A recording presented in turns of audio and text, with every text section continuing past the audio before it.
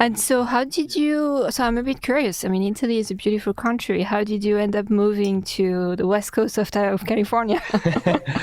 Well, I mean, there are multiple reasons. Like first, I've been growing up with a very culture very much influenced by US, thinking about cinematography, movies, music especially. I'm very passionate about music, Hmm. like music videos and all of these things. And I wanted to move initially for that reason, to be honest. Like when I was like almost like 15 and 16, I was like, this is gonna be it. I'm gonna just move there and just like play music there in the States.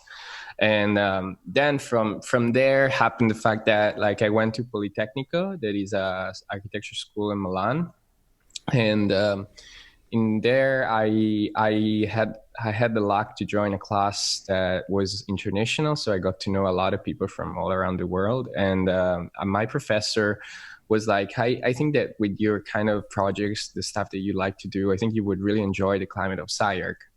Like they do very experimental work. They are very technology oriented. I've been there for 6 months. He told me he did an exchange program when he was younger, and Hmm. he was like, you really would should look into that. And I looked into SciArc, and then from there, like I just moved like around 5 years ago, and from there I've been staying here. So SciArc for Bachelor of Architecture, or no, Bachelor of Architecture in Italy? Politecnico for Polytech. Bachelor of Okay, Architecture in Italy, and then SciArc for graduate school here in US. gotcha. Great. That's fantastic. And how did you, obviously today we're going to talk about AR, VR, MR, all of the Or the R's. R's? But so how did that interest develop? I think that even there, if I can find a relationship with my passion for music and kind of cinematography, I have to say that even when I was in undergrad, I always tried to present my projects through animations rather than stills. I never been a great fan of renders, still renders that in architecture actually are very important. So I always kind of detach myself from that method of representation and always prefer a very dynamic environment, like an animation or something like in real time. And when I did this very first internship in 2014, I got to use a little bit of virtual reality. And I was still in Italy, and I understood that media was a like a full bundle of all of the things that I like. Hmm. And in that case, like I tried to pursue a learning of the media, so virtual reality first, then augmented reality, understanding why these things are happening in this moment, and then I just like kept doing it. Even at SciArc, I had the chance to have professors that were interested as well in the media. So for almost like all of my undergrad and grad studies, I just like work with AR and VR. So I ended up like being more proficient in that media than actually like presenting like I don't know like a project like in a traditional way. So Hmm. Hmm. that led me that way. Yeah. Interesting. Yeah, I feel like SciArc is very open to people exploring their own paths and their own medias and their interests, which is really fantastic. Yeah, there has been a little bit of a change in the last month that I don't know if I update you about, and but I moved from Morphosis to Magic Leap. That is another Okay, company, right? and but the fact that like there is totally like you said, there is definitely like a link between the two things, and I always try to don't like not disregard architecture. I think that a lot of students when they get into technology and understand what's the potential, what's the practice, what's the world of tech, they really like start a little bit to disregard design and saying I'm a technologist and Hmm. I'm done with the other stuff. I think that my behavior has always been no, I want to be like a bridge between these two practices, and my thesis has been something that led toward that kind of bridging between the two practice. And right now that I just left Morphosis recently, my new my new workplace that is Magic Leap. They are still an augmented reality, mixed reality company, but they really target enterprises. So they are also interested in architecture, engineering. Like it's not really detached, and they have like a big design group, and I'm part of that design group, like the design of the platform. So still very much related between the two things. Yeah. So I definitely want to get into, defining the basics for us and all of that stuff. But quickly, when you say design group, so what does that mean for a company like that? Well, specifically for Magic Leap, or maybe also if you think about like Microsoft or other tech companies like Facebook and Apple, I think their design groups are covering a lot of different topics. Like first is the look of the products. So like, for example, how we have the Macintosh or Windows, whoever decide where is going to be the start menu, whoever is going to be deciding how this button looks like. It's like a kind of a UX UI designer, right? Like a user interface designer. But the truth is that there is much more up to that, because these new technologies really require a new way to think, and a new way to think that is really spatial rather than on screen. So you have like really a lot of rooms for new things that nobody ever thought before. So like, how would you have, for example, a work session in a room around you, or how would you frame like an application that actually can be in, like, you can distribute around 3 or 4 walls of your room, like all of these things. Like it's really stimulating working with these technologies in this moment.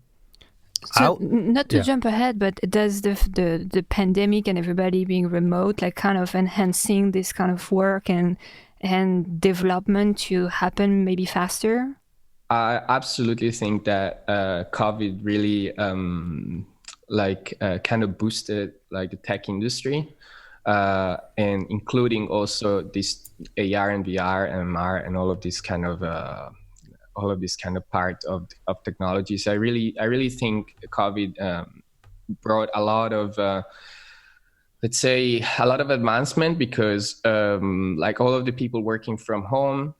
Right now, people are getting tired of Zoom, so they need to unbundle Zoom and just create new things. There is actually a lot of research in like shared space for collaboration. A lot of things are going on right now, are growing, and yeah, definitely, the answer is definitely positive. That's great. Okay, let's set up some basics. So, like the first question we had for you is, what's the difference between AR, VR, and MR? Because I feel like these terms are thrown around. I certainly use them probably very incorrectly, and in exchange for each other. Yeah, I'd be happy to bring some light on that. So, first of all, like these technologies are continuously updating themselves. Like it's very hard to give like a statement and this statement stays forever. There are a lot of overlappings between each other. Like there are headsets that can do both, and so you're confused, right? Because you're like, what am I doing actually? But but from a very basic standpoint, you can think of this world of mixed reality as a spectrum. The spectrum of immersive reality or extended reality that they call XR. And the spectrum goes from augmented reality to virtual reality. And then in the middle, you can find mixed reality. This means that like when you think about augmented reality, you are overlapping a digital content on the real world. And there is not a specific way to do it. You just are doing it, and you have an illusion, the illusion that there is something in your room, or there is something on your face, there is something tracking your body, and something like that. Going toward the spectrum of mixed reality, you're going to start to have like a more defined media that is playing with space, but is also tracking the space. So you're kind of scanning the space and understanding where things are. You're aware of the space. You're more aware of the space. So usually these technologies are also more advanced. And they are just like, they provide a better quality when you're using like high level headset, like Magic Leap 1 or HoloLens from Microsoft. And then you end up in virtual reality when there is a total overlapping of virtual content on around you. And these medias, for example, for the Oculus Quest, for HTC Vive, that you don't have you're aware, you're not aware of the space, you're just literally in another space. There is also to point out the fact that there are some VR experiences that are matching the environment around you. So that is still mixed reality in a way, but it's not really mixed reality looking things outside. It's just mixed reality looking a virtual world that matches actually the actual world. So it's a little bit of back and forth, but I hope that helps to clarify. I think I get it. So, I mean, I think augmented reality is pretty clearly understandable because a lot of people have access to that, right? Like Snapchat filters or Instagram filters, like that's all augmented reality. And VR is easy to imagine because it's completely a digital space. But I guess the thing for me is, so mixed reality is basically like when augmented reality becomes more three-dimensional and more. So it's like, for example, if you want to drop like a virtual I don't know, bottle or whatever is your thing that you're having in the application. If you want to, for example, put it on the table, you need to acknowledge that there is a table there. So you need to recreate a geometry of that table in your program, in your software, and then you can actually like put this object on the table. So when you have this spatial awareness, and it's detail and more it's kind of around you, in that case you're going toward mixed reality because you have like a surrounding 3D model that is recreating around you. Instead, like just general augmented reality could be the face tracking that we all do on Instagram. Like that specific filter, that specific effect is not really aware the things that are around you. It just literally follow one goal, that is the one of overlapping things on your face. So that I hope that kind of give you a little bit of understanding of it. Yeah, no, I think that makes it pretty clear. Yeah, right? I get it. I get what you're saying. So when did you find, when you were at Morphosis, when was VR being used in the office and in what capacity? At Morphosis, before I joined, was not like a big thing, I have to say. There were my supervisor, her name is Karenza Harris, that she was also one of my teacher at SciArc. She's been always super excited about the use of these technologies, and she saw that they were starting to become relevant for the architecture scenario. But they never really explored it to a kind of a professional capacity and say, let's start to build stuff with AR and VR. So definitely when I first joined, there were a lot of experimentation, and I started to work right away when I joined for an application that was targeting the Milan Design Week. So it was still like an art installation. It was not really something that you could claim that would become like relevant for the industry. But then after that art installation, we consider making a lot of experiences for clients. So I think that client presentation is probably the biggest use case I worked on being there. And in these cases, was it augmented reality or VR, or what are we talking about? For client presentation, I would just talk about virtual reality. Right. So literally providing a file which they can immerse into it and see a new project. AR, unfortunately, becomes relevant in very specific cases. That could be like going to the site, or even like providing a presentation in front of an audience, or it's just more for enhancing something like a concept. And meanwhile, virtual reality really would do the job of showing you things. Yeah. So in these cases, the client is wearing a headset, right? And they're viewing a 3D model from like a first-person perspective. I think one of the immediate concerns that a lot of architects and designers would have is that process opening up a can of worms? Because, and I think actually you wrote about this, but like one of the call it a strategy that I think designers use is, we're very specific about what we show because we want to focus the conversation. Obviously, we need the client to understand what we're trying to convey. And part of that, too, is we don't want necessarily the client to go off and start thinking about stuff that we don't want them to be thinking about to, kind of interrupt or redirect the conversation to some weird path. So the question is, like, with VR, does that become an issue? Absolutely. This is a very good point, actually, because I kind of faced this problem different times.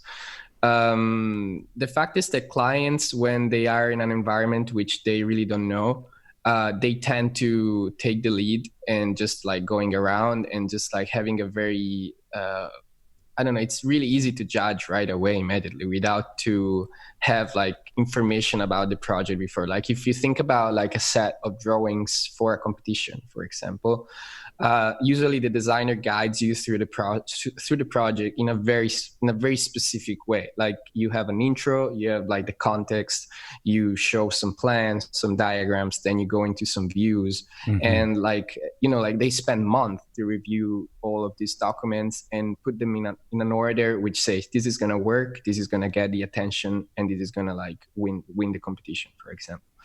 But for VR, it becomes challenging to work in the same methodology because you just put a headset on and you can look everywhere. And don't look over there. You give a lot of freedom out of nowhere, and the client gets super excited, and maybe he's not comfortable. He never did it before, so he starts to push a lot of buttons, and it really is that way. Like, and he really ends up doing something that he's gonna associate with something negative. Like, for example, I ended up being outside of a balcony and I just saw the sky and nothing else, or the physics of the experience, for example, has some flaw and you didn't realize it on time, and you understand that the client is flying around the building, and there are millions of possibilities to let things going wrong. So what I always did in these cases was like creating presentation which really would let the client stay in very specific points of view, and not letting her going around like with the input that usually VR templates provide. That's the way to kind of start to work with it, definitely.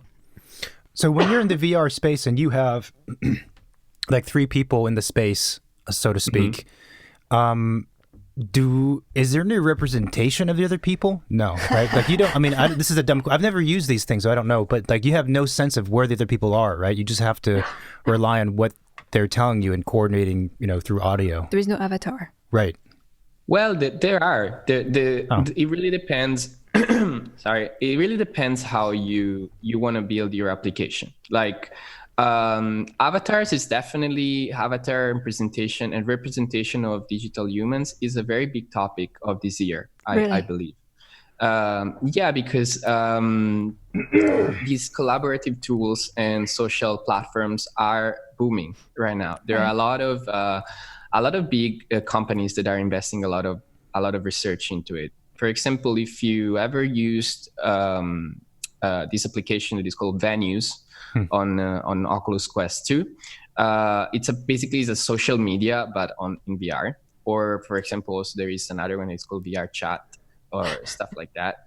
And there is definitely the representation of yourself as an avatar, and sometimes sometimes is really like it becomes almost like.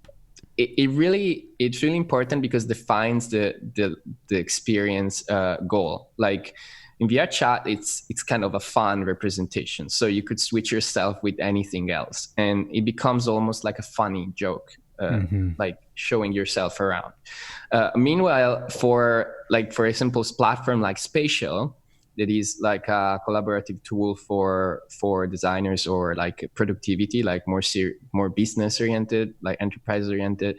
Like you tend to have an avatar that really resembles you, and sometimes people like it. Sometimes people are kind of afraid because you see like a kind of true but not true self in VR, and it's just kind of a kind of ballet effect that like people are sometimes comfortable with it and say, "Oh, this is very cool," and other than like, "Oh my, that feels very weird," honestly. And so yeah, I think it's an open field of research, but you definitely have the possibility to have avatar inside your space. You definitely have possibility to have like interactions with these avatars, to customize your avatar. You have many possibilities.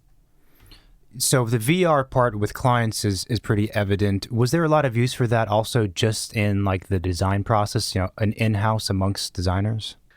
Yeah, definitely. For Morphosis specifically, like they have a very experimental way to in the early stages of the project to kind of understand what they want to do. They also have a lot of parallel research that are very much speculative projects. So VR became a tool to do very quick for me. Like another very big use case beside client presentation was just doing a lot of small prototypes, a lot of small environment to just like give the headset to someone in the office and say, what do you think about it? Like, well, look around, you like it, or maybe review the space. Or you think it looks very cool in Rhino, and then you see it in real scale, and you're like, you could maybe like the pattern could be not this big as was in Rhino, for example, or this like you get to choose, you get to see. Definitely, it works in terms of prototyping the space. Absolutely. I mean, I think that's really fantastic. I think one of the unfortunate byproducts sometimes when you work in digital space is you tend to view everything from a distance as an object. So even if you have a giant building, there's sometimes a tendency to like constantly be orbiting around this thing from 200 feet away kind of deal. And like one of the tools that I've always, and I'm sure there's a plugin for all the softwares, but one of the tools that I've always liked is when a program has like I don't know what you call it, like a walkthrough ability. It's not a prescribed movie that you create, but you're actually like just through like a video game. You have your left, right, and your forward and back, and your mouse to look around, and you can be fixed at a certain height, like 5'6", and then move around the project. But that doesn't come native, as far as I know, to a lot of the common programs. And I wish it did, because that's not VR, obviously, but it gets you at least closer to understanding the thing less as a piece of sculpture on a table. Yeah, I agree with that totally. Like if you think about, I guess like one of the most common software that we use is Rhinoceros as designers. I mean, that's at least what I would use, but other 3D model, the CAD software really don't give you the opportunity to say, okay, let's go in this view mode like you're describing it. Right. And instead, like VR is really trying, like the main goal of the media is really immerse yourself into that space. So you also see from a different field of view, like the camera is different, feels everything really different, and helps you to make decision in those subjects. For example, if you look from very far distance of a building, you might be getting into this detail that is on top of the building on the corner, and you need to realize that nobody will see that. Right. And that could define different costs for the building too. So that's very important. Yeah. And then again, more in terms of process amongst the designers, was AR ever used? Like one of the offices I worked at, it didn't get implemented like firm wide, obviously, but there was kind of using AR or MR, I guess, to recreate kind of a physical model on a table, and you could have different people viewing it and manipulating. I think in this case, it wasn't so much the networking abilities, although now that would be applicable, but it was more like you could actually manipulate the masses real time, much easier with AR rather than doing physically, like with foam or with cardboard. Yeah, this is a very good point. AR, it's definitely a good candidate to I don't want to say replace, but at least enhance model making. Mm-hmm. This really comes down to what kind of firm and what kind of legacy the firm built in the past.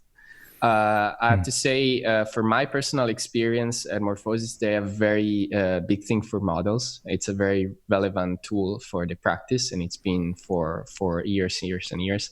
And myself arriving and providing a new solution was not definitely an easy option to go with for leadership. But I think that we never really replaced the model making process with AR. We did some presentation where, for example, you could section the building in real time and show the interior. You could kind of diagram the building and show different parts of the program. We never got to the point that we would just rely on that as a collaborative tool on a table, even if I believe that, like, I don't know if you ever saw the Apple AR experience on the table that they have there on the in their offices. Oh, I think in San Francisco. Yeah. I don't think I've seen that one. The only thing I've seen is they have the keynote, and they had, and this was a few years ago now, I think, but there was like a Lego set or something, and then they had Lego players running around. But I don't know, that was like for a game. Maybe it was more game oriented. Like, I remember that I went to San Francisco and I saw that they have a room that you can also use the AR almost from outside and get a beautiful visualization of the of their new office, like the circular office. I think it's a very good tool because it can have as much information you want inside of the model, and definitely from that point of view is stronger than having like a real built model. But also there is another consideration, is the fact that if you have like a very good relationship with your client since many years, and you always framed your discussion with a real model, and this client doesn't seem to be interested in these new technologies, like, you need to be careful to just like go in that direction right away. Sure. So when you do client meetings or presentation, does the VR space is actually rendered, or is it like a blank canvas with just geometries in it? Like, how detailed do you have to be in order for the client to kind of understand what they're looking at and what they are? I would say that really depends of what kind of headset, what kind of device you're using. Okay. And what phase of the project you are. Like, if you are in early stages, I always took care about really early stages concept.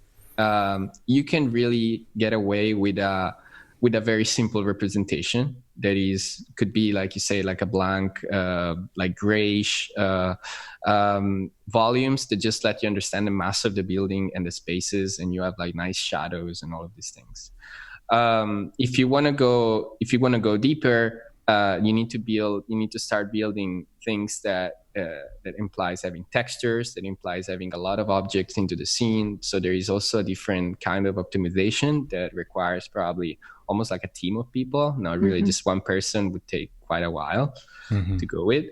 But like in my presentation, I would usually provide like a sort of menu that you could enable and disable, that would have like a lot of different views that you could go through. You could have a different light orientation.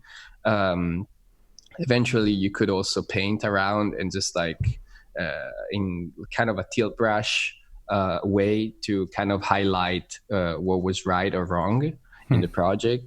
And eventually for motion and for circulation around the building, you would just like eventually go next view, and you would just like automatically move you somewhere else. Like, it was very specific where the client had to be seen.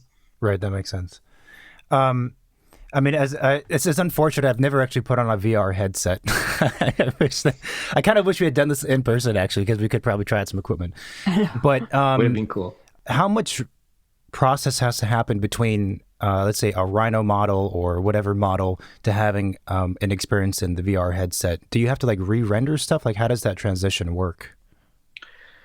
So even there are a lot of new emerging workflows that like big companies like Autodesk, Unity, or Unreal Engine are trying to put on the market and let architecture office use them more and more. If you start from a Rhino model, there is like usually you want to have like it really depends even there how you want to do it. Let's subdivide, for example, in two different ways. Like the first way is using like a sort of like a third party service, like a kind of a compact solution that kind of also link your model to a VR visualization. And I remember you mentioned Enscape in the document, and I think that's a very good solution because you can, as far as you know, you can also have Enscape elements into Rhino and then synchronize your model, and you are in VR, you assign material, and everything is done for you. Oh wow! Okay. So that is like very easy, and like it really doesn't. It's kind of a effortless VR experience. Of course, there are a little bit of limitation. That's the fact that the experience is not really developed by yourself. So you can visualize all the model, but according to the standards of Enscape. So I'm not super familiar with the tool, but I saw that in the office they would use it. And it's really most likely for visualizing the project as you are doing it. And you are around, you see your thing that you're doing. Most of the time, it requires a headset that is plugged into the computer. So definitely, you're not deploying an application on the headset. You are just like visualizing it through another output, still working in your computer. Right. Second way instead could be actually taking care about building an application on a headset, and this headset could be wireless. And this headset could be not wireless, but you're basically deploying this application outside of the computer. You're making a new thing, basically. And that has been my case for most of the application I've been building. You need to go through a certain optimization of volumes and geometry. It almost takes more the preparation of all of the models and things than actually the building of the application itself. I wish I could have focused more on interactivity and doing like very cool things like inside of the space. The truth is that when they would provide me a model that was like an enormous campus center, they would say, we want to see this in VR in 2 days. That was always the case. Like, you know, in architecture is always like deadlines and deadlines. That you need to come to extreme remedies, and you need to find a way to do it. And so my way to do it was optimizing the model in a way to have it the lightest as possible, but not losing as much as the detail that the client or whoever wanted to see the model was interested in. But you definitely need to go through an optimization of geometry. So the mesh needs to be really light, depending on the headset that you're deploying.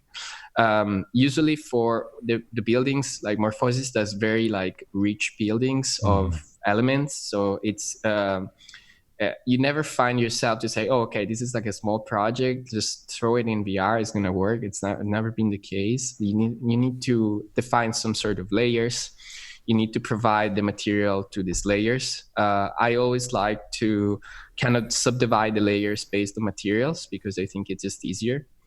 And then like sometimes you need to mesh things together. So you need to join them all to have just one element instead of many elements, because otherwise the engine, when it renders, he has more like graphic calls to be doing during the render. So more of these calls means more performances. So you're going to be, it's going to be glitchy, your experience. So once you do that process, that could also imply texturing a model in a certain way, because you want maybe some materiality in it in a very specific way. You're going to just take the model and drop it in Unity or Unreal Engine. And if there is a link between the two, there might be. Right now, there is more in Unreal than actually Unity. In Unity, there is this thing called Reflect that works more with with Revit, but that's another chapter. When you have it in Unity, then you can visualize it and test the performance of your headset, because sometimes you put the headset on and you cannot even like look around and everything is black because it's just like too much things to render. So let's say, so in this kind of workflow that we're talking about, the original models coming from Rhinoceros or Maya or something like this, right? So then your first step is to, in those programs, like go through and clean it out. Is that right? Exactly. Okay. Yes. And Yeah, go for it. No, so then after that, you like organize it by layers and all that stuff, merge stuff, whatever. And then it gets put into another software, which is a software of the headset-based software, I guess. Yeah, it's usually a game engine. Like the most used in this period are Unity or Unreal Engine. Okay. These softwares are they don't do just one thing. They do a lot of things. Like when you meet someone and says, "I know how to use I know how to use Unity." Like I know very specific things of Unity. Like it's such a big environment. Sure. That is really like it's really impossible to say I know everything about this. But just to let you understand a little bit more, is a game engine is a software that allows you to build interactive experiences and deploy on certain devices. Okay. You can deploy on PlayStation because it's a game engine. You can deploy on your phone because you could also build application for mobile phone. You can. There are a lot of different devices. Just you name it, and probably is included in the list of the device that Unity or Unreal can deploy. So in this case, for me, was deploying on the headset, the VR headset. You need to import a lot of packages that the headset implies that you import into the project, because it's really related to whatever kind of development is associated with that device specifically. And then after that, like you build your experience out of the package that the headset provides. There are also kind of solution that tries to put together more headsets. So for example, I remember that there were this kit that I was a great fan of that was coming from Vive, and they made this kit that would have like some sort of shared inputs from many different devices. So if you would develop one experience on Unity, you could deploy on, I don't know, 2 or 3 VR headset, and would have worked the same. But for example, and that comes down to how's the output and input of headset, because all of them are different. So there is not such a standardized way to go with it. It sounds incredibly confusing. I mean, it's clear what you said. It's clear, but as you said, like all the headsets have different options and perhaps different like focuses. They change all the time. I mean, you know. But so going back to the workflow just a little bit. So you do all of this prep work with the 3D model that you have, right? You probably use VR like at different phases of the project. The project gets revised, there is changes, and you're like doing a new presentation. Is there an easy way that you can kind of almost just refresh the original 3D file that you use and prep, so you don't have to redo that work every single time? Yeah, there are ways to refresh. It's actually it really depends what kind of refreshing task you are meaning. Like for example, if you have like an app that is built on the headset and you're saying, can I actually update it without going back and rebuild it again? Right. That implies a way to work with connection. So you need to basically have like a server, like a local server that updates this application on the headset. There are solutions like that. One of those solutions is actually Reflect from Unity. And this application supposedly updates your model in Revit, and you can just like have let's say the feedback from the application that you deployed and having like updated for you. You need to go always through some sort of procedures, but like I'm not aware of such a easy tool for doing what you're saying. But actually, like it's actually what they're aiming to build for sure. Right. The main issue with these things is that when you are reasoning in this way, every element that you have in your model should be active linked by internet and to a sort of like ID that identifies this element, and this ID needs to be or changed or replaced, and needs to be hosted on a server online. So even there, you need to create an architecture that sometimes for architecture studios is not really a part of the package. Like nobody really know where to go with that, but it's definitely possible. Right. Okay. Right. I mean, I can see the future and how that would work, but I can also see where, for a lot of people, studios, designers, offices, they're like very, very far from having any of that, because a lot of people use these programs, as you said, in a very specific way, and most of the time it's kind of like self-taught and it's a mess. And I mean, I've seen a lot of like rhinoceros files that are atrocious, but like it works for 2D representation because they can just kind of hack their way through. But I would imagine when you have to translate it to something like this, that's quite a task. So when you're in Unity, I'm imagining that you're working on the computer. There's a computer interface, like software to it, right? And that's the program where you plot out like the camera points or the journey of the viewer. Let's call it that, right? After that, so do you like plug in the headset and then that downloads that information to the headset and then you're good to go? Basically, yes. Like, yeah, there's nothing more than that. If you take it from a high level perspective of the process, that's really what you do. Like Unity has also a very friendly interface for designers, I have to say, because also kind of a little bit more, and from my perspective, and many people could disagree, like Unity for me is more intuitive than Unreal Engine, because Unreal Engine is based on this kind of blueprint systems that are it's not really like it's a language that you need to learn of the software itself. It's not impossible, but it's just more like specific of the software. Meanwhile, Unity is like an open environment, and you just like throw things inside. And so Unity, you have like a 3D viewer, and you have your camera. You create your camera object. You just like put it around.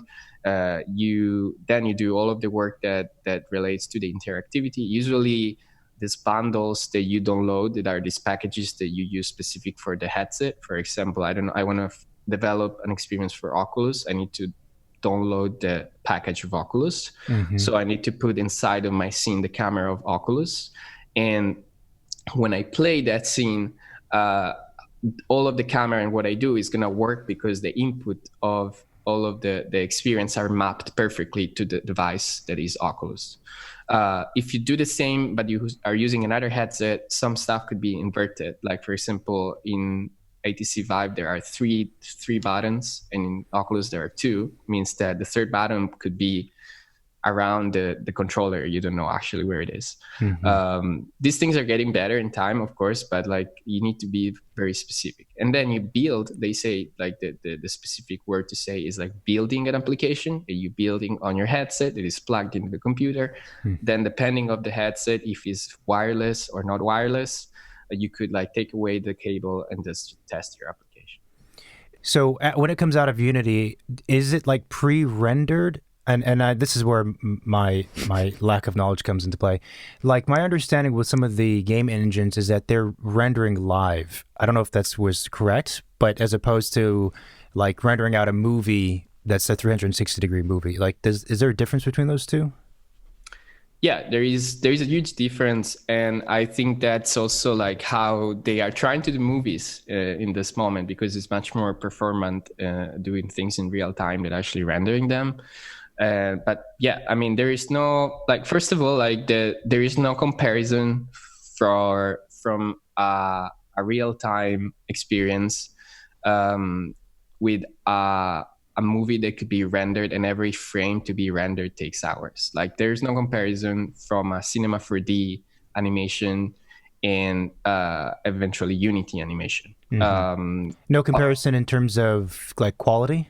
Exactly. Okay. Like like let's say that if you are a Unity artist and you want to let your experience look like some Cinema 4D based experience, it's gonna take you a lot of efforts. Like it's not gonna be like open and like you open the software and just click render and it looks amazing already. Like it's gonna take you a lot of efforts.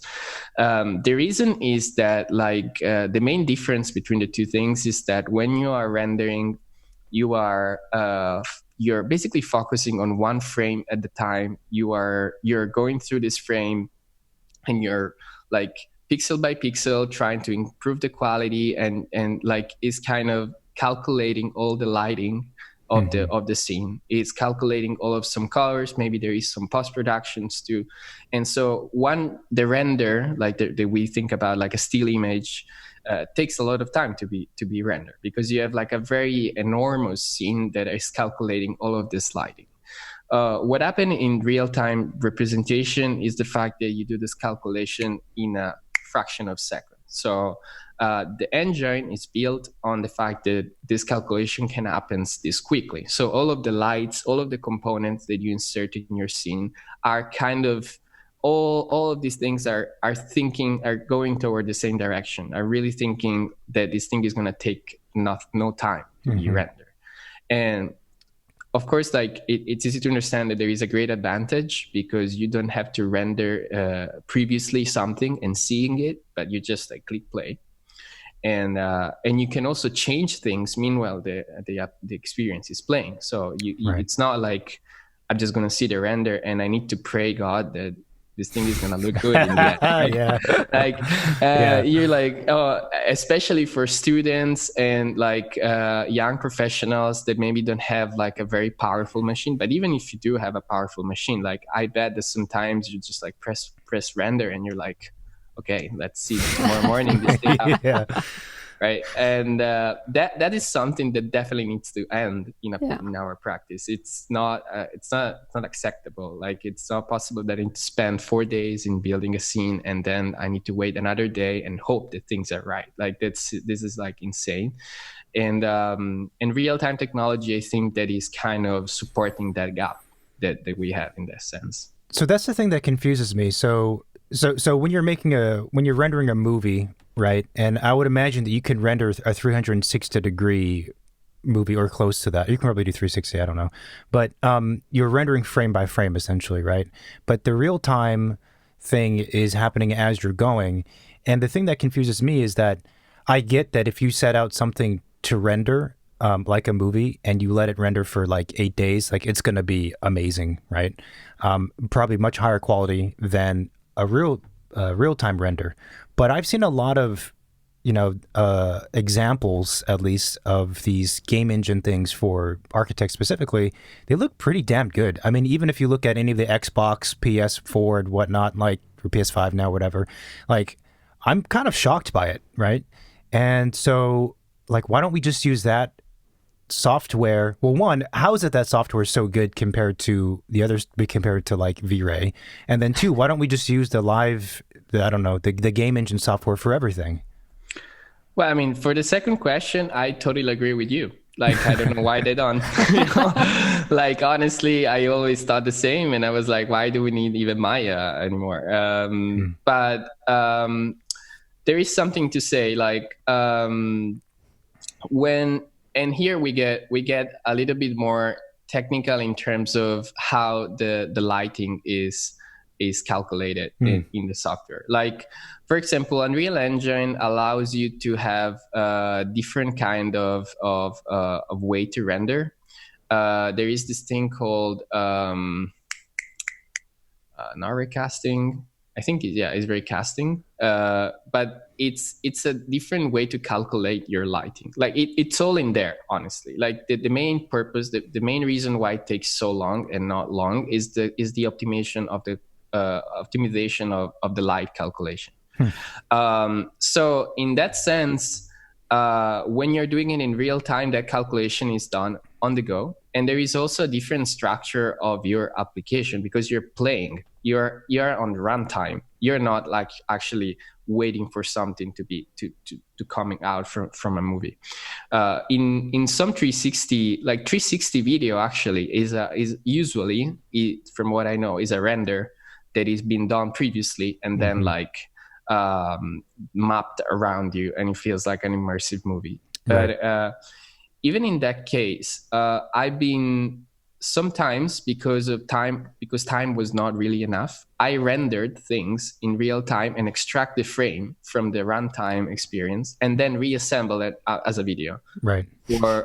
Because it was just faster to render, and that's the main advantage. But I think that the reason why these two things are different, first of all, is the software that has a different goal. Like it's built different. Like you don't click render, you click play, and it's like games. You can interact in real time. So, and the second one is that the light calculation is just like effectively different. Like there are very specific technical things which I'm not a graphic engineer, but there are very different things that are rendering your scene in a different way. So light calculation is done on the go, like fraction of seconds, and you can just keep going.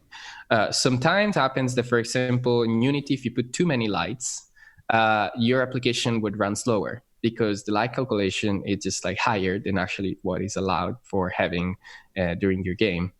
There are some standards. For example, if you are playing a game, you're expecting to have around at least 60 frames per second, like running very smooth, right? So like every time that you just play, you don't feel any glitch. For VR is actually 19 frames per second because you don't need to have any delay for your movement, your motion of the body, because it becomes way more immersive because it's in your eyes. But yeah, that's the main difference. They are built for a totally different purpose, and game engines are much more performant than actually other engines. Yeah. It's interesting. I mean, I just do wonder, like, why don't we just use that stuff even for still images? I mean, I think when you're getting really specific and you're going back and forth and you're revising that one image over and over again, I can see where, you know, the other softwares would give you much more control over that artistic creation. But, you know, in standard workflow, if you're just trying to pump out stuff and you have a deadline or whatever, and also, like you said, not the risk of, okay, let's see what happens in 24 hours. Maybe we'll have something to show. Maybe we won't. Yeah, absolutely. I agree with you. Like the fact is that, like, for example, Morphosis was very Maya oriented for renders. And I have to say, like, it comes with a very specific look, almost, that you need to kind of try to copy in other software like Unreal. And it's not, I guess the reason why they don't use it just for stills images is because with software like Cinema 4D or Maya, you can still have that kind of, this kind of more depth in what you're putting in your representation. Sure. Like if you are a Cinema 4D artist or a Maya artist, your render is going to look better than a still from Unity. Like, definitely, if you're a proper artist that knows how to use those softwares, because the light, the colors, the possibilities that you have for doing the stills are much more complex than actually what you could do into game engines.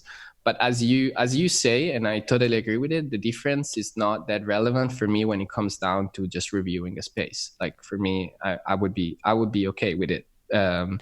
Maybe for art exhibitions, not the same, but sure. Like for the process, I totally agree with you. Yeah, no, that's pretty clear. So I'm thinking, you know, some of our listeners like work at offices of different size. Let's say, you know, there is a small architecture office that's interested in starting using VR for their design process or to show their clients doing design reviews. What does it take for an office to start using those technologies, as far as, you know, how much money those things cost? What kind of computer do they need? What kind of headset do they need? Right. Like, is it, you know, a huge investment, or is there an easy way to kind of step into it? Yeah, right? I'm an office. I have 20 people. We have work coming in. I want to get into this kind of realm. What do I do? Hire you. Yeah, I can leave my email here. No, I mean, I think that it's not an impossible task to be starting as an office.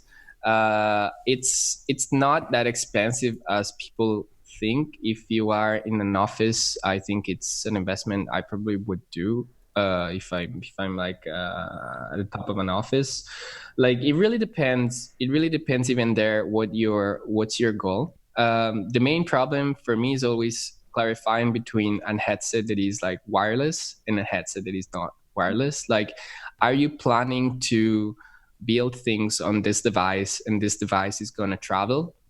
Or are you planning to build things in this device and then clients come into your office and visualize those projects? Because in the first case, I would go with a very like low level headset, like cheap headset kind of for the wireless route. Exactly. Okay. Yeah. Like the cardboard one with the phone in it, or possibly like that's not a solution to take away. Actually, like I think it's for the price and what you get is like enormously advantageous. Like, I have used that. We do have one actually. I have used that. I will say. Yeah, and a brief anecdote. The first time I tried it, which was like 5 years ago or whatever, I was pretty amazed by how effective it was just for an iPhone. I got motion sickness. It was not good. It was not good for you. Well, no fun for you. It's more for us.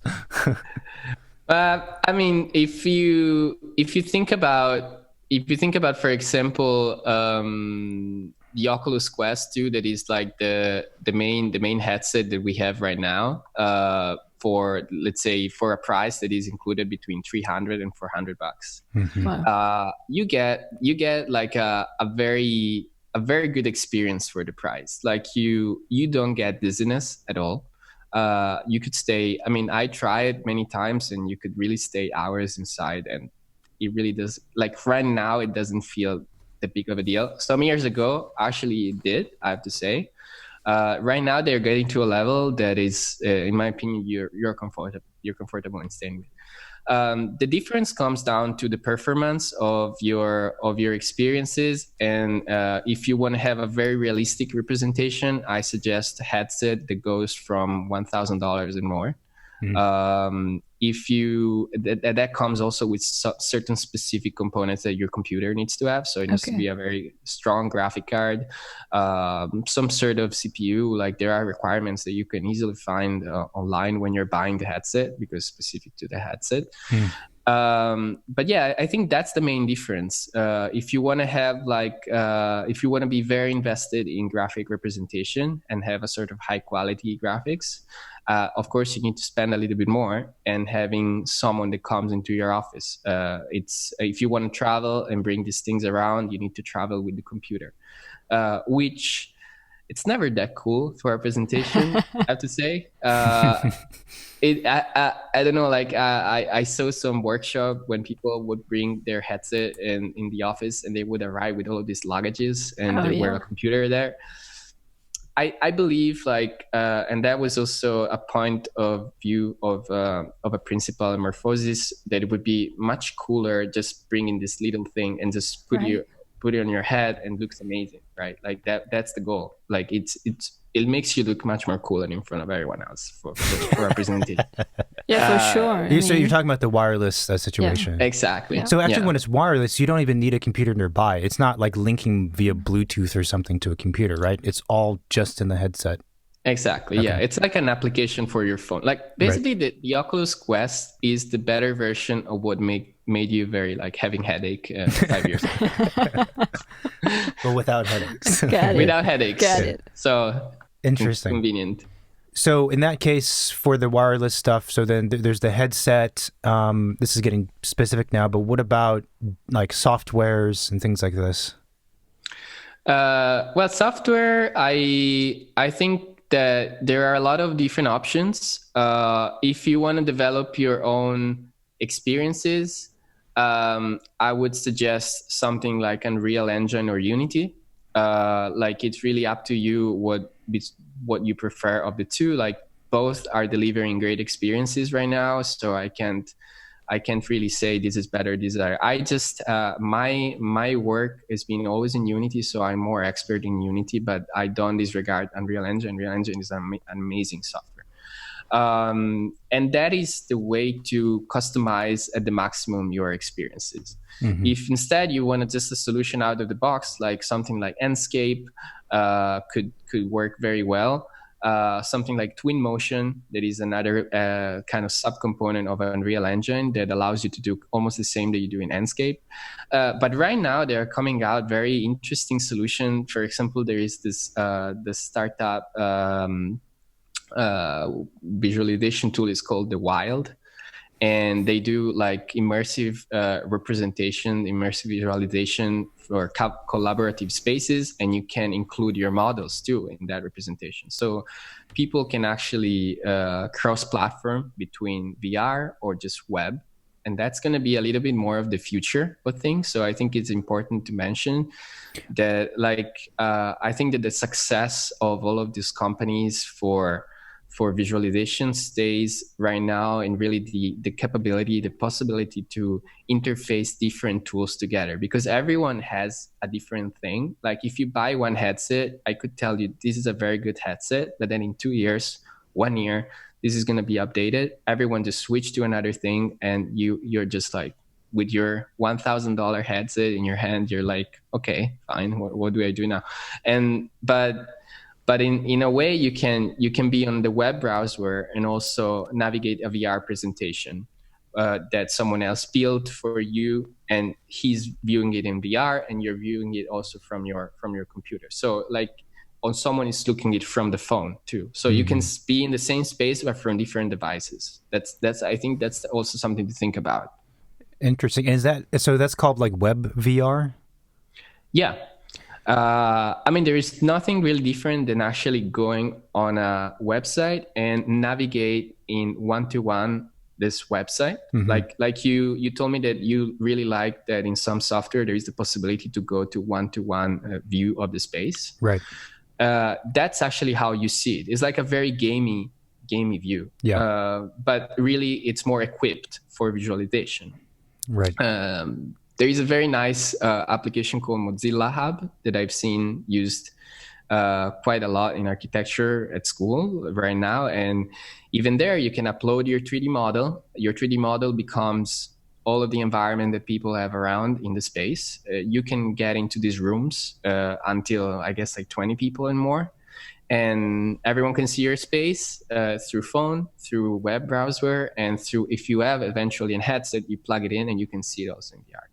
I mean, I would imagine that's really handy because, especially if remote communications are going to become more common, which they have, and I think will stay that way to a certain degree. And not everyone has a headset, right? But everyone has a smartphone, everyone has a laptop or computer.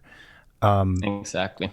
So, but most of these, I guess, I don't know what you call them, like Unreal and Unity. Were they gaming softwares? Is that what you would call them?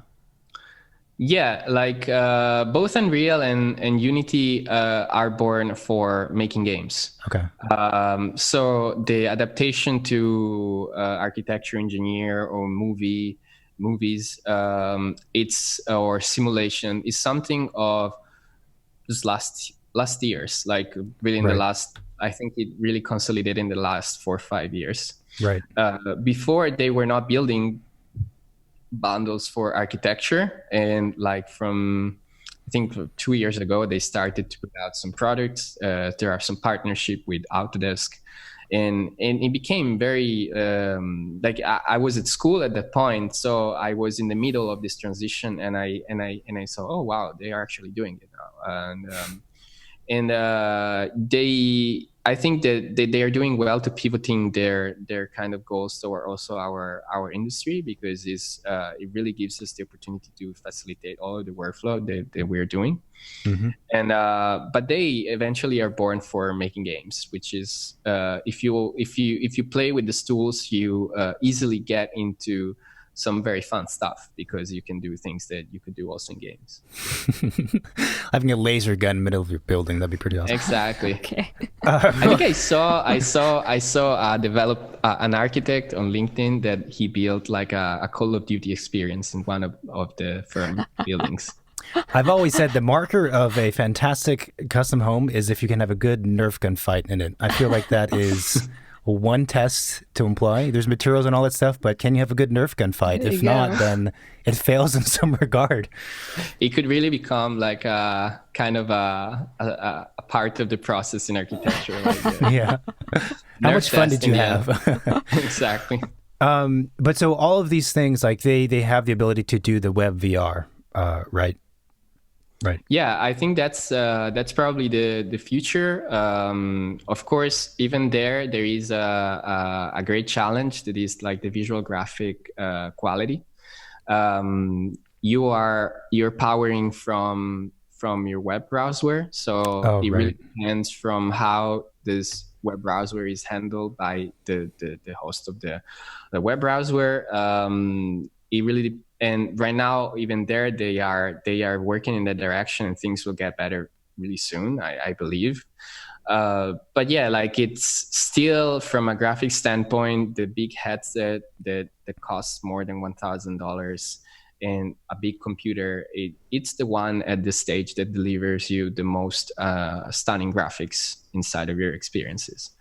It comes for me, that's not of a big use if you're not really like just a great fan of graphics. Mm-hmm. It's definitely going to be outdated very soon. Yeah, gotcha. Right. As far as learning the programs, I mean, like our office of 20 people figured out what headset and how much money they want to spend on the computer and all of that. Now they have to learn the software. How more complex these software are from, let's say, using V-Ray or Rhino or Revit? Is it something that you really have to be kind of computer driven and interested to get into, or is it, is there an easy way to get into? Yeah, it's definitely, there are a lot of resources online. I can say that how I started, I've been lucky because I've been doing it in school. So I've not started meanwhile I was working, which is a little bit of an advantage, but you're always learning something new. It's such a big environment, which you never get tired of seeing new stuff coming out. And they keep updating the software every time. So maybe one day you open your project and you're like totally different stuff and you're like, whoa, okay. And this is going to take me 2 days to fix. But there are a lot of resources online. On Unity, they have like both Unity and Unreal have like a learn section on their websites. And these learn websites really link you to a lot of other resources. I suggest to start, if someone is starting like totally from scratch, like also like a course of Unity on Udemy or something like the basics. You could also find it online. Like there is this channel that is very like you can learn the basics very well for Unity. It's called Brackeys. Meanwhile, for Unreal, there is a section for architecture and construction that is called ArchVids. And they explain you really everything like step by step. So there is really no excuse. There is all out there, and it's fun if you start to get into. But what I just can say is that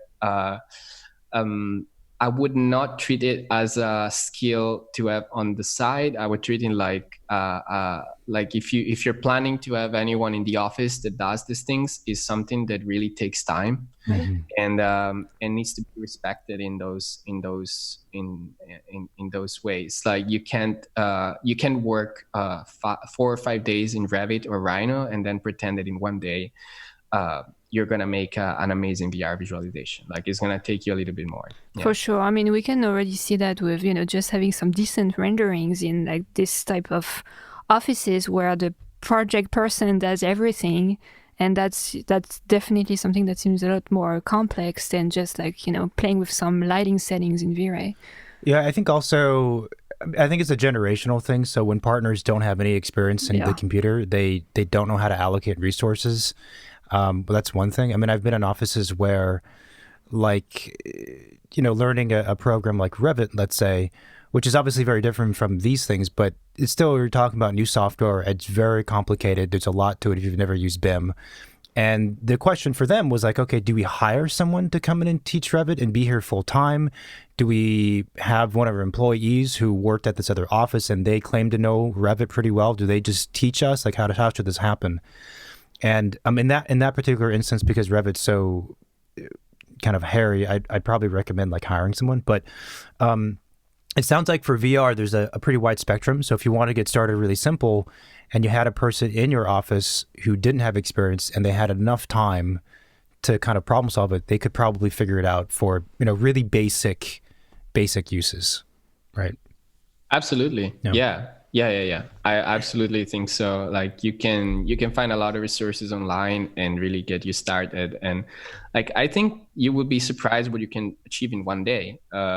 Just looking at some documentation, you're going to set up your things and it's going to be really rewarding as an experience. Of course, with time, more things you do, and you realize what kind of work comes with it. Also, they provide a lot of. I was just reading right here.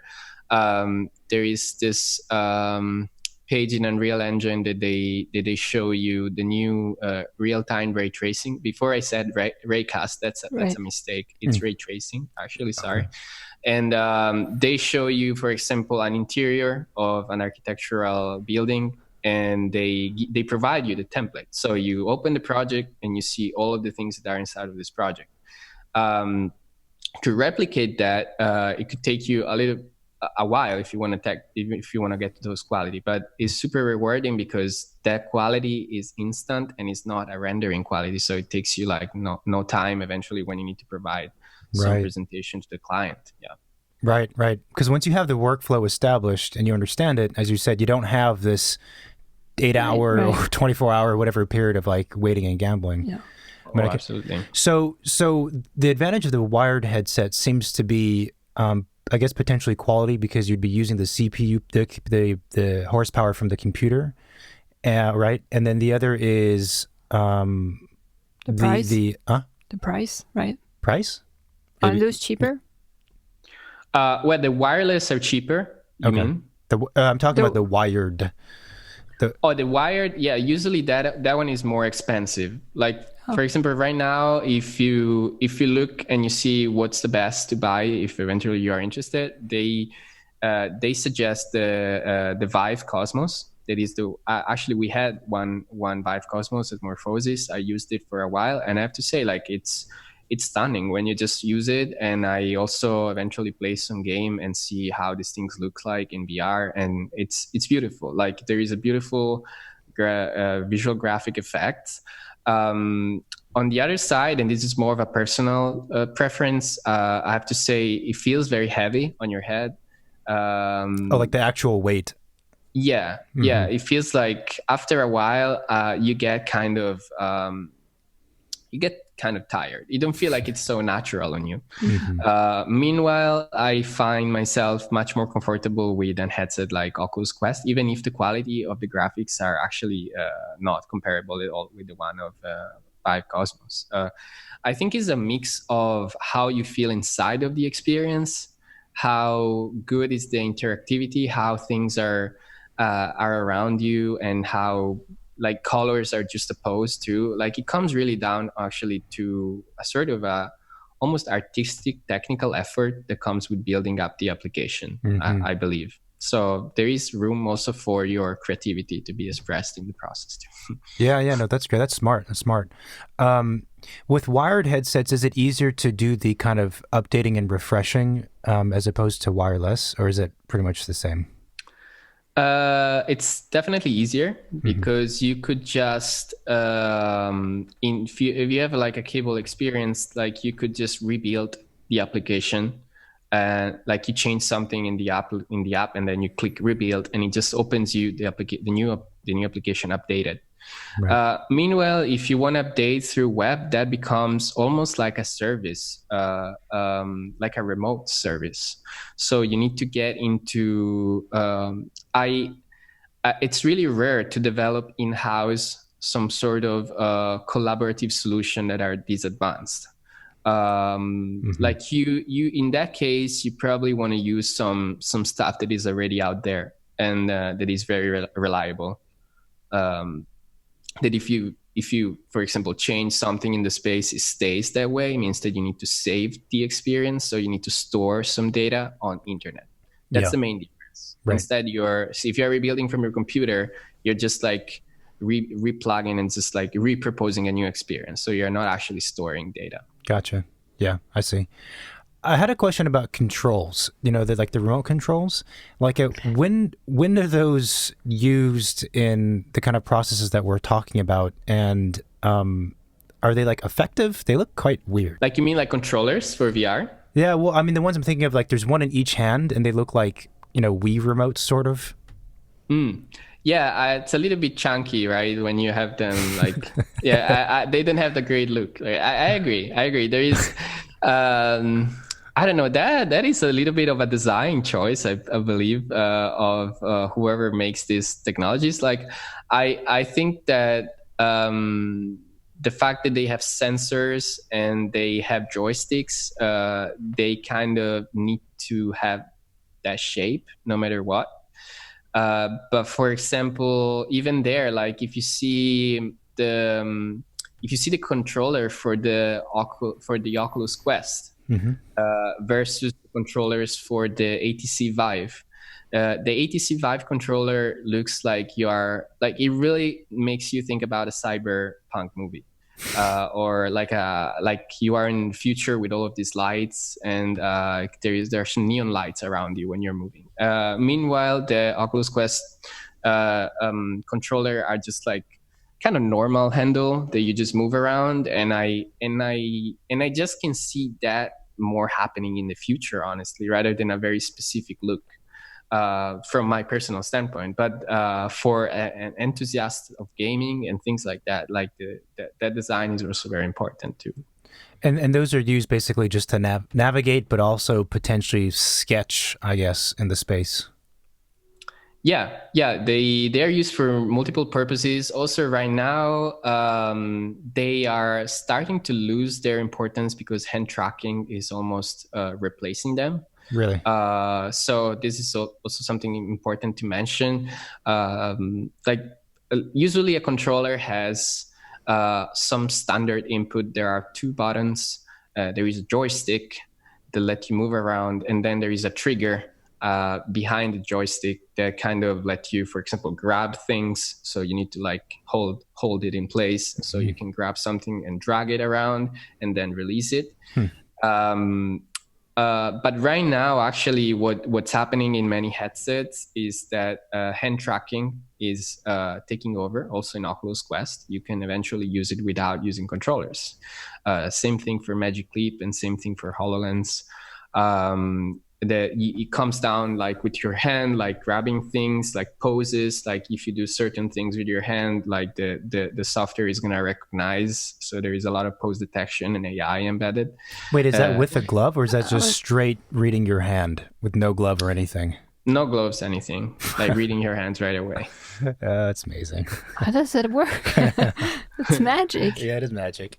Wow. Well, even there are cameras that are scanning the proximity of your environment, and it works in a way that like they train those software to recognize some key points. They call it key points in your hands.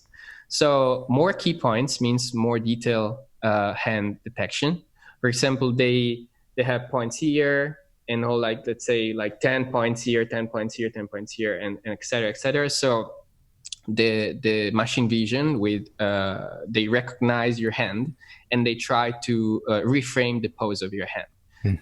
But they feed it with so many different hand poses that is very accurate. And it feels really natural when you're using it. Like there is no delay, anything. It's pretty impressive as a research. Yeah. Is that considered like LiDAR based technology? I'm throwing out terms that I know very little about here. I'm really in waters I don't know. Yeah, you could claim in a way that it's LiDAR. LiDAR is more used for kind of surrounding. Like Okay. it's let's say that hands are not relatively that far from you, so you could eventually. I mean, you kind of brought up a very important topic of the moment right now, because LiDAR technology is really scanning your environment and making assumption of point clouds that are around your environment. So, for example, if I just scan all my environment right now, I know that there might be a plant because I know that what I actually scan looks like a plant. Meanwhile, the technology that right now is more predominant, and it's also on our phones and stuff like that, is more based on machine vision. So in guessing things based on what pixels are on your screen. Like, for example, this thing looks like a face because I have a database of 20 million faces that I previously analyzed, and this thing looks like a face. So I'm kind of making an assumption, and it's so detailed sometimes because it's been trained. The model that is behind of this application is been trained very well. But what LiDAR does is actually getting information that are, if you want to say, more accurate in real time, because you're like scanning space. Probably those technology could not be supporting a like motion of your hand that is so fast, because this kind of mesh that creates around your hand should be that fast to kind of change and interpret that. In that specific case, probably wouldn't be like the great application. But for your surrounding, LiDAR is actually what is going to happen next for autos, for cars, for example. Right. Cars. And that's insane. It is amazing. I mean, we're familiar with these like kind of applications for the iPad. I think it's just the Pro that has LiDAR capabilities. I'm not sure, but to kind of scan rooms and things like this, it's pretty cool. But the hand detection thing, like the 10 points per finger, that's relying, I guess, basically more or less on like a traditional camera, and it's reading pixels, right? Yeah. Right. It's more based on like AI image detection. Right. Like, so like getting something, guessing what it is, and like, confirming that that's the way that whatever you detected. I was wondering, who is the most interested in VR between the designer and the clients? Because I feel like a lot of architects are still kind of not so much into VR. I don't know why. And that clients and general consumers are very interested in like the latest technologies. So did you observe anything different than that? I can say yes. I mean, even there, it's really like always like a personal interpretation and knowledge. So I don't want to really speak for the entire. For sure. Yeah, for sure. I don't want to speak for the entire world. Even for the things that previously mentioned about headset is really about my experience. Of course, that can be helpful. But at the same point, I noticed that a lot of clients are interested in performance, in data collection, like in most likely more than VR and AR, anything that gives more kind of credibility and makes the process of the project more reliable. Right. So of course, if you have the capability of retrieving data for your building, or having like presentations that are using AR and VR, and these things are highly accurate and they can give you a perfect view of what this thing is going to look like, I think as a client, I would be super interested too, because I'm putting all my money in these things. Like I'm putting all of my investments and things. I also understand the mind of the architect. It is like, why you want to let me do something that why you don't trust me enough, right? Like why you don't trust me enough to provide you something and just say that thing that I did just looks amazing, and then we're gonna do it. I think that architecture offices need to start to organize themselves in a way that there is going to be like the need of a department that is taking care about all of this data visualization, and with those comes also AR and VR.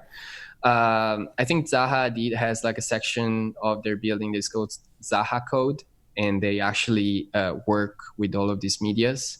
I find that a very good example for an architectural practice, because they have like a team of around 9-10 people that are just focusing on that thing, and they create amazing stuff. They create, like, sometimes can be used as a research and design, so R&D development,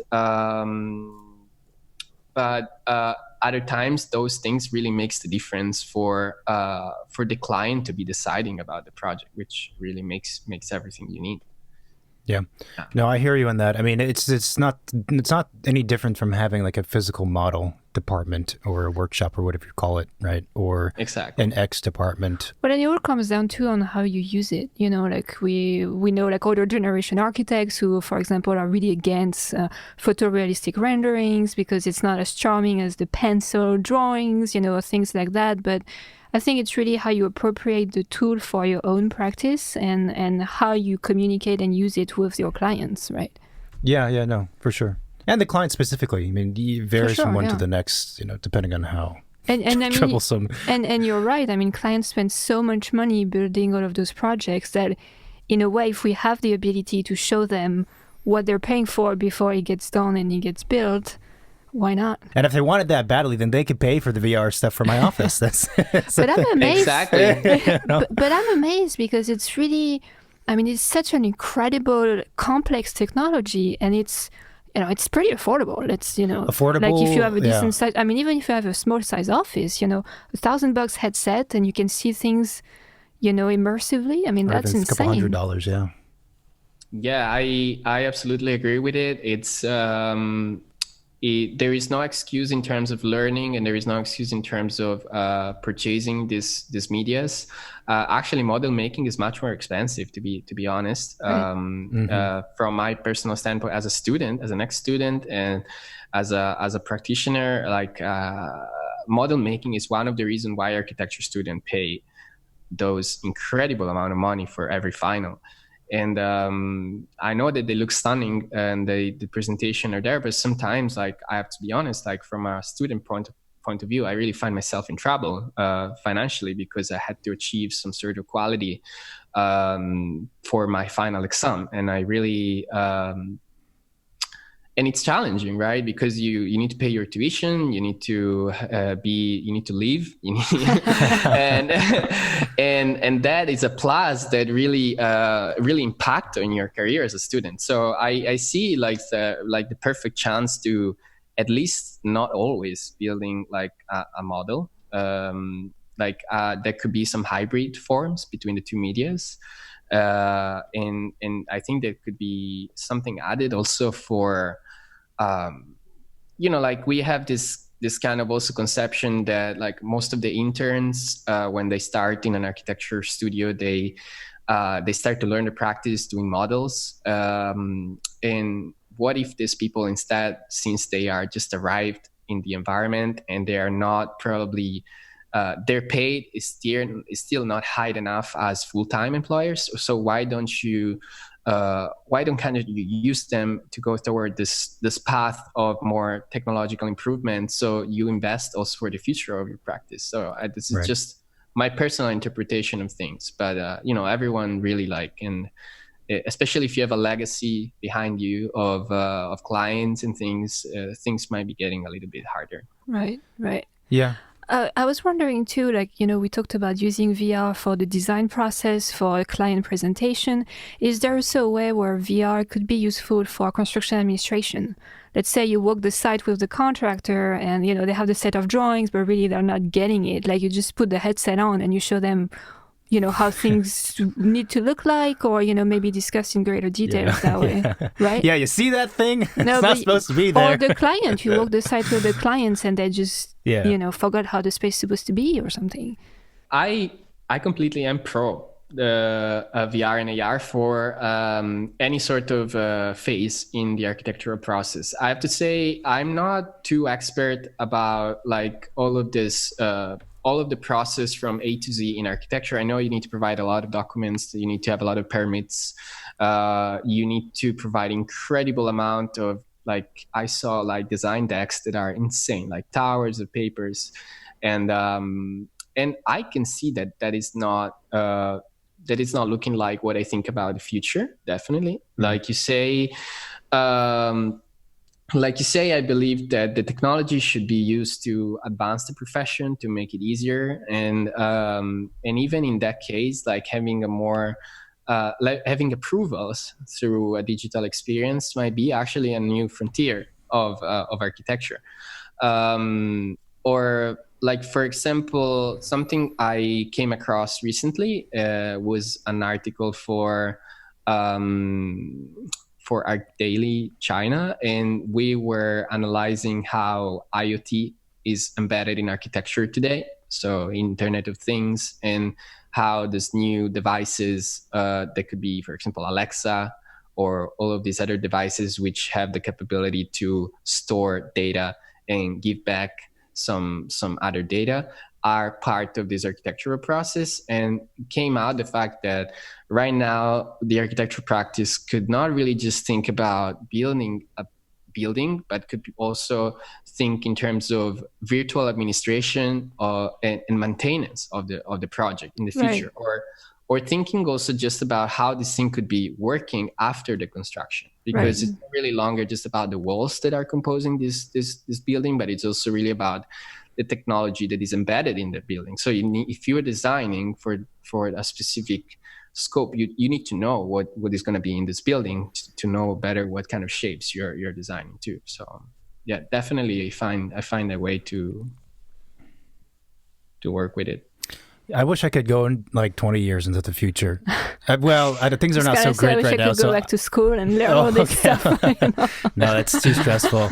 The whole like scenario of like, allocating money, like you were saying, toward this or that or food, right? I don't want to go back to that experience. Way too stressful. Me neither. Yeah. Where do you see the future of these AR, VR, MR technologies going? I mean, you mentioned the web VR being a very big thing. Is there some other aspects that you see as being, significant in the next, 5-10 years? Yeah, I definitely have some thoughts on that. Like, web is going to be probably the most accessible way to access this media. So I can see definitely like an improvement of anything that includes like an internet connection. That could lead to like web application, that could lead to a more advanced VR collaboration tools or AR collaboration tools. But anything that is under this kind of bubble that they call the cloud, I could see going toward that direction. It's interesting to mention what like being a designer and seeing, like, for example, in the last panel of Facebook Connect, that is the annual conference of Facebook, they start to talk about this concept of real world index that I like mentioning in many of the articles I've been writing, because it's really super related with the panorama of urbanism and architecture.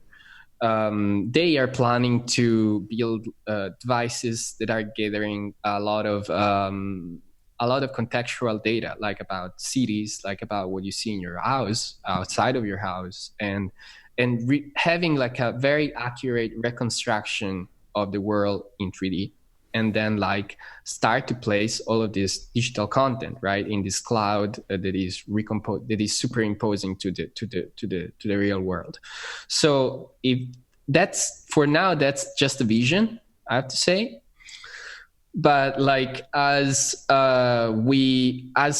doing face tracking in Instagram, we are basically providing our data to these big companies as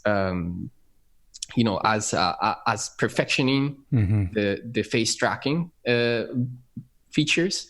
One day we might be using lidar for everything, and that could just make easier our reconstruction of the environment and the world around us for a whole cloud digital model. Then we can base our AR experiences on top of it. For example, AR wearables. That's a very interesting thing that is happening right now. Like Google Glass would be one of those types of things, right?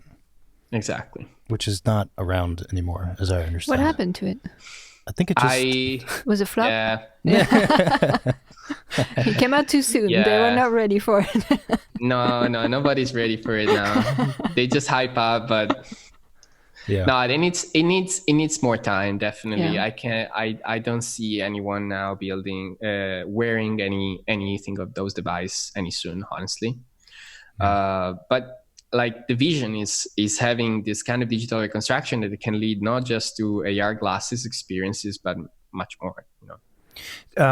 Much more in terms of, like, I guess, well, you could call it more, well, I don't want to use the word serious, but more serious issues of understanding how cities work, and then understanding, therefore, how to improve them in a physical sense, right? In addition to creating a mixed reality to go through.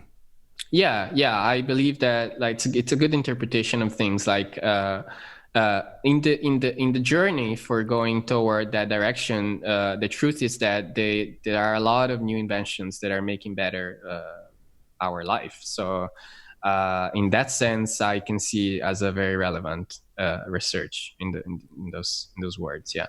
You mentioned also specifically something called venue, like the more social media interactions, which is also kind of brings up an interesting kind of direction or topic, which is, like, so far we've been talking mainly about like the first person experience, what it's like to be a client or a designer and go through these spaces or use these tools. But there's this other dimension of like how we interact with other people, which we kind of talked about in a space. And, I think you actually wrote also that, like, right now everyone is having Zoom fatigue because the interaction is obviously two-dimensional in a sense. But if you could all occupy a space and move around in that space, that's a different level of feeling of being in a conversation. So, like, what was the venue thing like? For my point of view, it's been like a positive experience. I was a little bit skeptical in the beginning because like I'm not really like every day in this sort of VR immersive experiences with other people for fun. So I was like, well, let's see this thing how it's gonna look like. And you start like briefly. You start in a kind of a lobby room, and you just make your avatar, and then you enter into another room, and this other room has like different doors, and this door leads to specific events. And in this journey, you can meet really anyone, like random people from everywhere. You can take pictures, you can talk to them, you can add them as your friend. It's like it's like a translation of Facebook, almost in VR, if you want to say. Right. I watched like 2 or 3 concerts, and I have to say, like, it was not a bad experience. It was great in my opinion, as a vision for the future. Of course, there are a lot of things that could improve, like your avatar, for example, is very diminishing of yourself, let's say. It's like there is not a lot of depth, and but they also keep it simple for a matter of like that's not the most important thing right now. Right now, the most important thing is like connecting each other. Right. Customization will come soon, and it's not that hard. Honestly, they just need to put more energy into it. But yeah, I in that respect, I can say that Zoom starts to feel a little bit outdated to me, because there is, especially when you are meeting more people, like right now we are talking like directly, so there is a one-to-one interaction. Mm-hmm. But when there are, for example, working meetings and all of these things, that there are 20 people in the call, you notice that someone is going to turn off the camera. Most of the time I'm the only one that doesn't turn off the camera, so I kind of feel almost stupid there.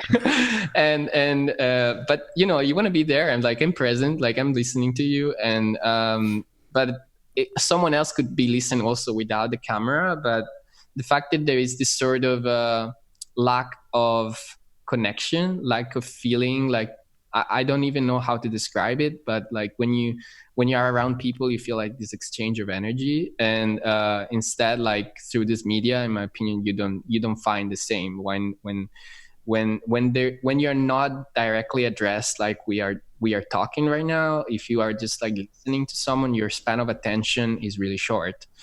So definitely these collaborative spaces, I see them as growing more in the future. Yeah. So for the venue experience, it requires, I mean, I guess you could do it via the web, but usually people would have a headset, or ideally they would have a headset, right?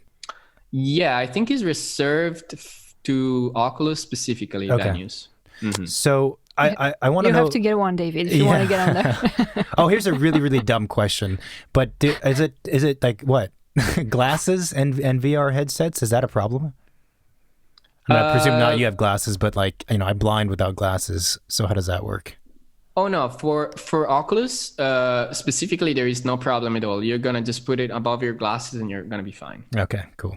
But so the concert and the venue situation. So like when you enter the concert space, are the avatars like kind of like ambiguous white bodies with pictures of people's faces on the heads? Like, it sounds awful. Are people like are people like jumping up and down? I mean, like, So no, okay, for now. Okay, I don't know. Pass me a joint, man. Yeah, I mean, I think that there is initially when they start to build these experiences, there were a lot of different. This is where it gets very architectural here. Like there were a lot of methods of representation of people. And it's like when we do like I don't know, like a render or something that we need to put people into it. Like we want to be careful to put people in a certain way that doesn't detach your experience. Like it doesn't detach your attention, and you just like focus on this person. Maybe they's watching his phone, and you're like, oh, we're the building actually. Right. That's the most important thing. So even there, you need to really be careful about how to have this sort of representation of avatars. For now, it's very low poly and simple. And I think they do it on purpose also to have this kind of a general, like don't get too personal inside of the space and feel yourself comfortable, because it's still like a project that is like an early access. So it's not really that mainstream. It's becoming mainstream, but like you want to still be very private when you do it in a way. And they give you like a very strict set of features that you can change your avatar with. It almost looks like a cartoon. Okay. You're not looking exactly like yourself. There is not your real face. They don't ask you for pictures. You can change your name anytime. And it's more like oriented toward having a fun experience inside of this space than actually having like being your real self there. Yeah, right. I can understand that. Can you actually talk on this platform, or it's just kind of you touch things and menus and you move around? Is there any? Oh no, you talk. You talk to everyone. Can hear you when you're in. Oh wow, that's so interesting. I mean, I like you were mentioning like the Zoom interface amongst a group of like 20 at a meeting, or even maybe probably like 7. It starts to get to that threshold. Being very passive. Do you feel like that just by being in a 3-dimensional space, that itself, and you're seeing, I don't know, I guess you see bodies kind of move around sort of, that alone brings more attentiveness and interest into the event that's taking place? Like in my mind, I'm wondering, like, what are the things that make, what are the layers that separate Zoom experience versus like in-person experience? Like, is it the 3D thing? Is it the fact that we can see our faces? Is it the fact that we can touch each other? What are the things that kind of separate those?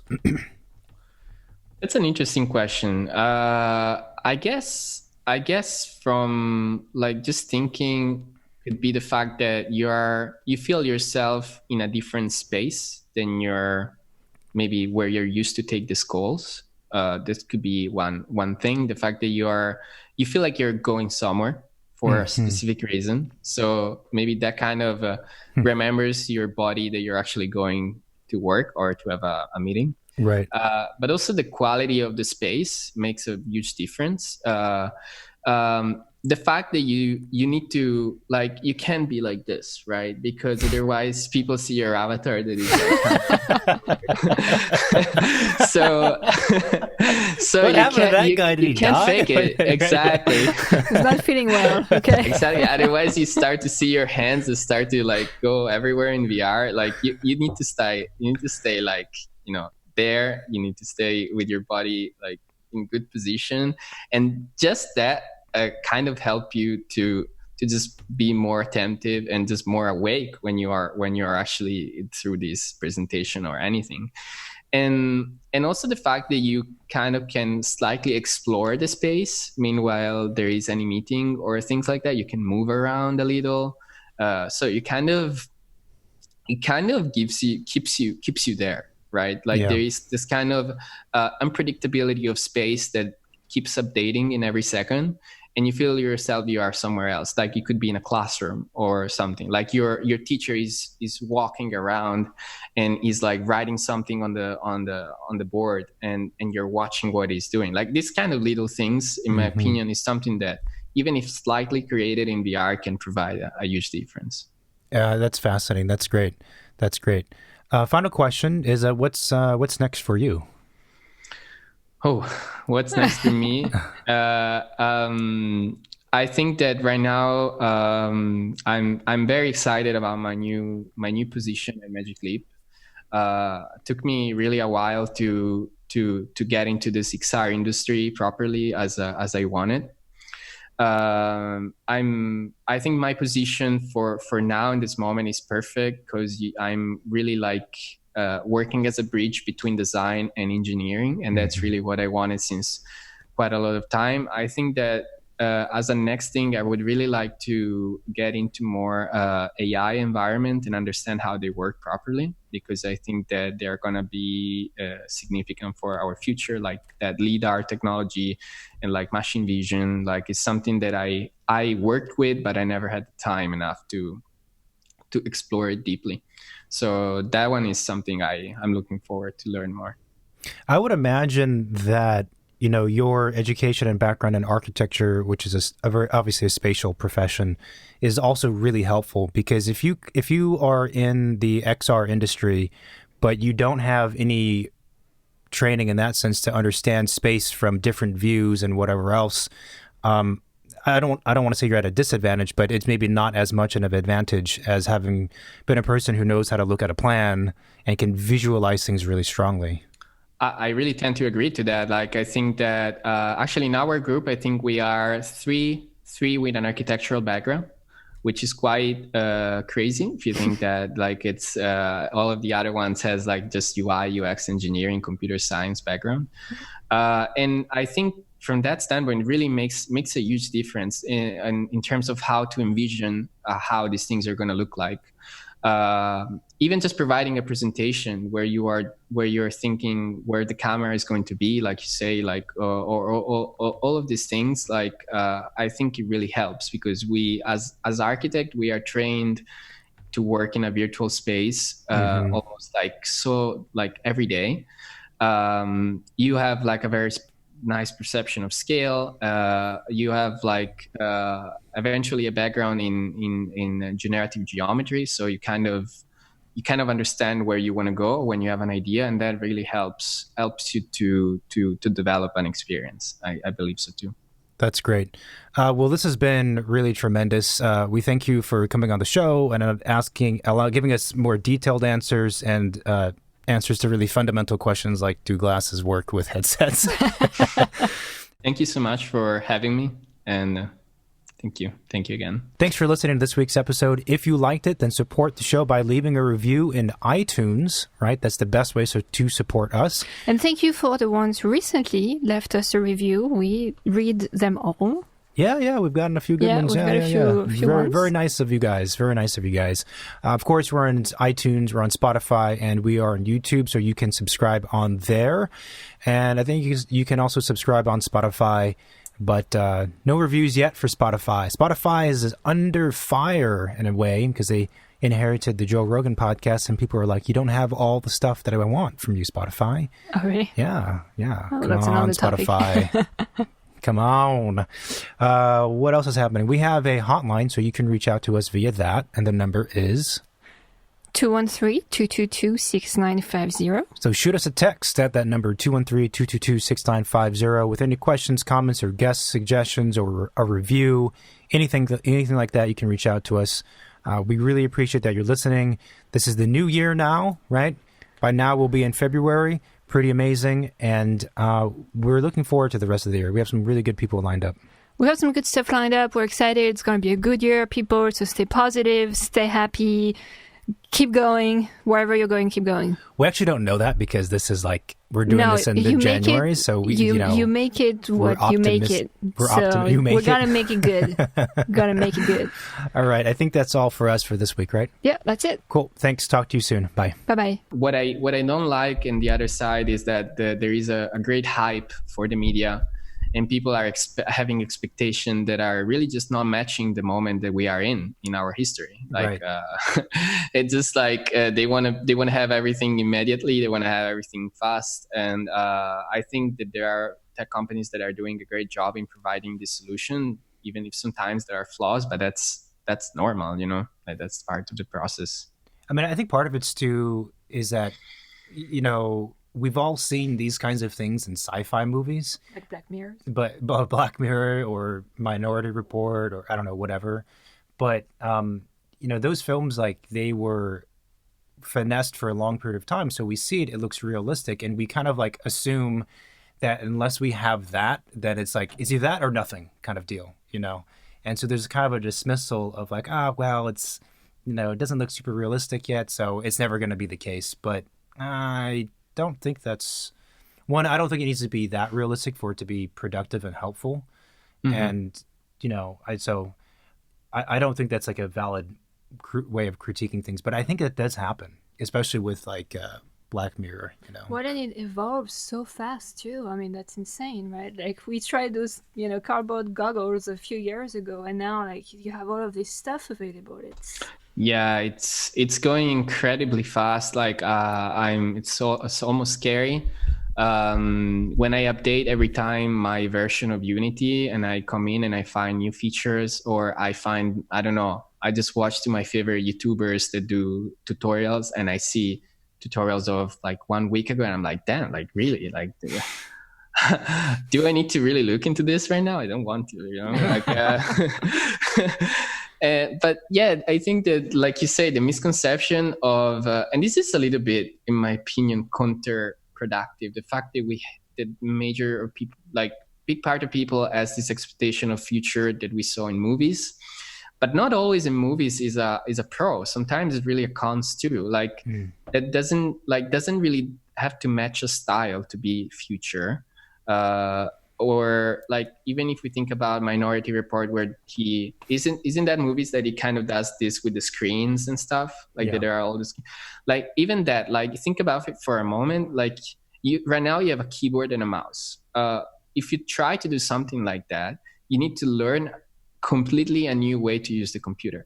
Nobody would do that. Like nobody would stay for a month or 2 months to understand how to use a completely new interface. So what they're doing now, they're trying to build like some application that incorporates keyboard and mouse, but let you see, for example, in AR or like in mixed reality.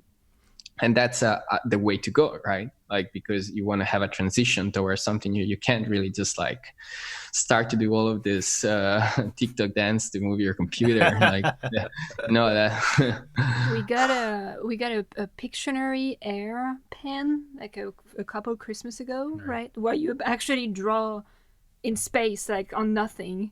And just that was like really, really weird because you don't have any support. Like you're really just drawing based on like your own memory of what you're doing. So like I don't know if have you seen this thing, but you set up an iPhone, right?